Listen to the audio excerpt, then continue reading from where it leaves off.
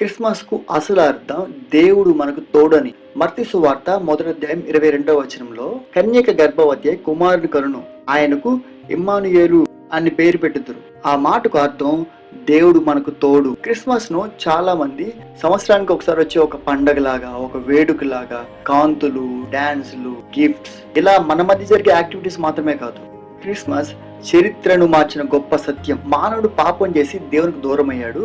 ఏ ప్రవక్త, ఏ రాజు, ఏ యాజకుడు, ఇలా ఏ ఒక్కరూ కూడా దేవునికి మానవునికి మధ్య గల దూరాన్ని ఎవరు తగ్గించలేకపోయారు. అప్పుడు దేవుడే స్వయంగా వచ్చాడు మన కోసం, మన మధ్యకు, మనలాంటి శరీరంతో. ఇదే క్రిస్మస్. పాత నిబంధనలో గమనిస్తే దేవుడు పర్వతం మీద, గుడారంలో, మందిరంలో కనిపించే దేవుడు అయ్యాడు. కానీ మనుషుల పాపం కారణంగా ఆయన నేరుగా చూడలేకపోయారు. కానీ క్రిస్మస్ లో ఆయన సింహాసనం నుంచి దిగి మానవ శరీరాన్ని ధరించి మన మధ్య నడిచాడు.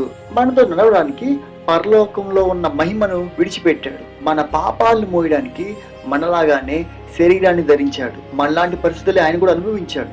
ఆకలి అనుభవించాడు, అలసట, కన్నీళ్లు, తిరస్కారం, ఒంటరితనం, బాధ, మోసం, అవమానం ఇవన్నీ యేసుక్రీస్తు అనుభవించాడు. మనకు కూడా ఏ సమస్య ఉన్నా వాటిలో దేవుడు మనకు తోడుంటాడు. క్రిస్మస్ చెప్పేది ఏంటంటే దేవుడు మనకు తోడనే కాదు, మన స్థితుల్లో కూడా మనకి తోడుంటాడు.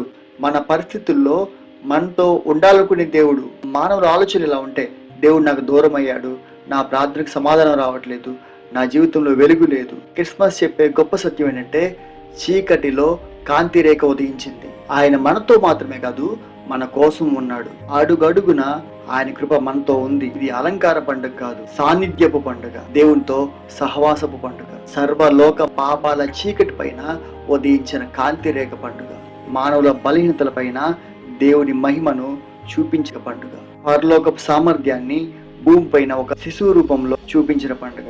అందుకే క్రిస్మస్ అనే పదం వినగానే మనకు గుర్తుకు రావాలి, దేవుడు మనతో ఉన్నాడు, మన కోసం ఉన్నాడు, అన్ని వేళలా ఉన్నాడు.